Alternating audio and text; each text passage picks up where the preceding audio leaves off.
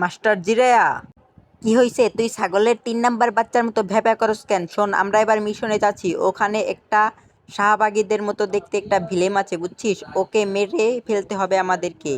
ও দাদু, তাই নাকি? সত্যি আমার তো শাহবাগী অনেক পছন্দ।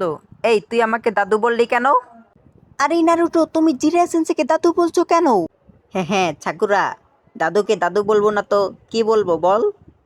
না নারুটো, তুই যদি আমাকে আরেকবার দাদু বলিস তাহলে তোর খবর আছে।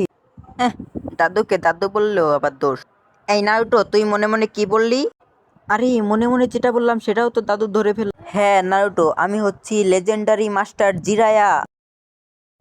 আরে আমার কি হয়েছে? আমাকে এখানে বেঁধে রেখেছে কে? আমার কি হয়েছে? আর মাস্টার জিরায়া কোথায়? সাকুরা কোথায়? আমি এখানে থাকবো না। এই পিচ্চিটা যে আবার কোথায় পালিয়ে গেল? আহা, কি স্বাদ রে এই রামেন, অনেক মজা। কাকু, আমাকে আর এক প্লেট রামেন দেন প্লিজ, রামেন অনেক স্বাদ। আমাকে আর পট্টি পরাইলে লাভ হবে না, হা হা হা হা।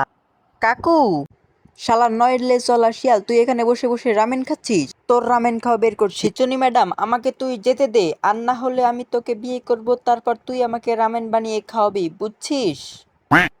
এই ভিডিওটা শুধুমাত্র বিনোদনের জন্য, দয়া করে কেউ সিরিয়াস নেবেন না। আর আমার ভিডিওটা যদি ভালো লাগে তাহলে অবশ্যই চ্যানেলটা সাবস্ক্রাইব করে পাশে থাকা বেল আইকনটি বাজিয়ে দিবেন।